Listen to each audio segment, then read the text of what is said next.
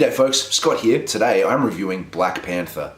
Black Panther was directed by Ryan Coogler and stars Chadwick Boseman and Michael B. Jordan, amongst another bunch of really quality actors. It has a really good cast.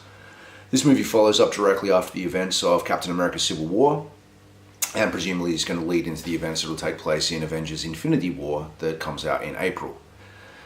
As with most of the Marvel standalone character movies, I'm usually a little skeptical only because I don't know these characters, not being the comic guy, as I've said repeatedly.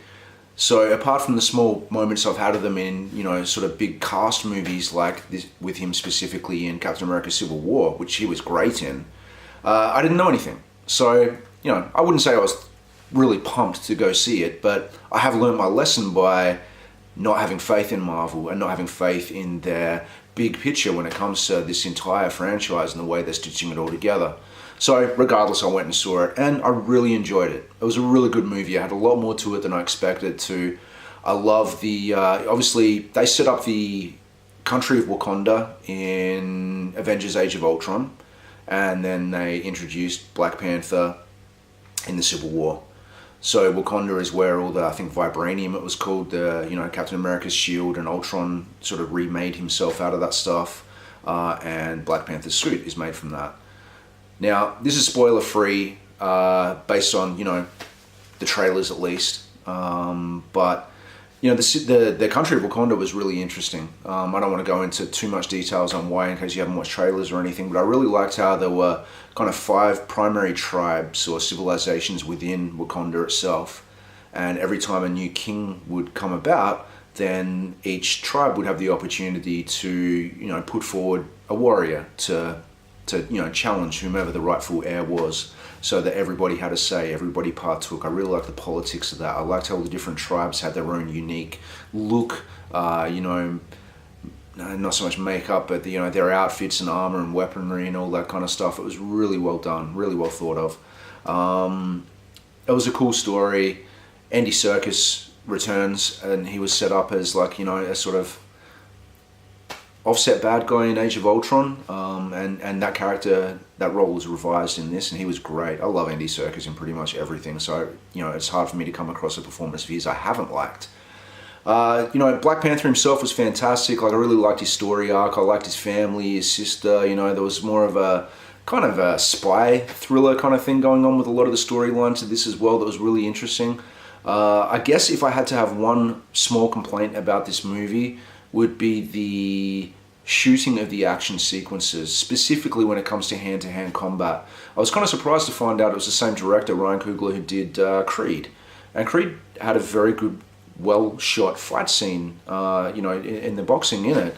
Whereas in this, it's gone down that Bourne series path of bringing the camera in very tight on a fight scene, giving it some movement in a fight scene, adding on top of that a dark area in a few of the fight scenes, made it very hard to appreciate and follow the choreography, and I was a little disappointed by that. Alternatively, one of his generals fights with a spear, and it's Michonne from Walking Dead. So because she was fighting with a spear, that was all done in wide angles, and it was really well done, but all the Black Panther stuff was done very close and very tight, and I found it frustrating to look at. There was a really cool car chase. It was really well shot. The movie was really, really well shot. It's just I had issue with those fight scenes. And I guess I've been spoiled by fight scenes in the fact that The Raid and a whole bunch of, especially Asian cinema is really showing that wide angles with long sequences of choreography make for fantastic fight scenes. So when I don't get that in a movie, I'm always disappointed. Also, having the two brothers who made Winter Soldier and Civil War, who are making the Infinity War movie, I believe, they shot fights really well. So when Black Panther was in Civil War, and obviously it was much brighter, a lot more daytime scenarios with him, the fight where even when he was chasing Bucky off the rooftop, and then the underpass thing with the motorbike and all, really well done. And then he had a fight against Bucky again in that sort of restaurant cafe kind of thing, and then the fight in the airport, they were all wide angles, and Black Panther was amazing. So I was really surprised coming to this that wasn't maintained. Adding on top of that, the fight sequences with him in this, 2 of them took place in very dark environments. Adding to that his dark suit, and then a moving camera that zoomed in close, gets to where my major complaint for that comes from. But that's a very small complaint. It's just, something I really noticed and I wanted more of. But yeah, I found it entertaining. It was funny. It fit within the Marvel universe, but it was very much its own film, and I loved it for that. The African setting was fantastic. Like I said, the tribes and culture and everything was fantastic. The performances from all the actors were fantastic. There's a lot of people in this film, and I don't want to spoil that in case you don't know who's in it.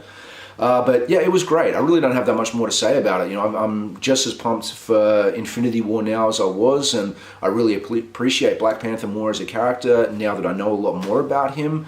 Killmonger, sorry, I didn't mention Michael B. Jordan, who was the bad guy. Killmonger, he was fantastic. I thought he did a great job as Creed, as Apollo's son in the Creed movie, and he was fantastic in this. Killmonger was a really interesting bad guy. I liked the scarification on his body that he'd done for all the kills that he'd done and all, and he was great. So yeah, I thoroughly enjoyed it. It's definitely worth seeing. It's not my favorite Marvel movie, but it definitely fits well within this existing franchise and this existing cinematic universe. As always, I'm keen for more. So yeah, it's 2 months away until the Avengers. I'm really keen for that. I'm staying 100% trailer free on that like I do everything else. So yeah, I'll be back to review something else really soon. Please subscribe to this channel if you haven't already, and thank you for watching.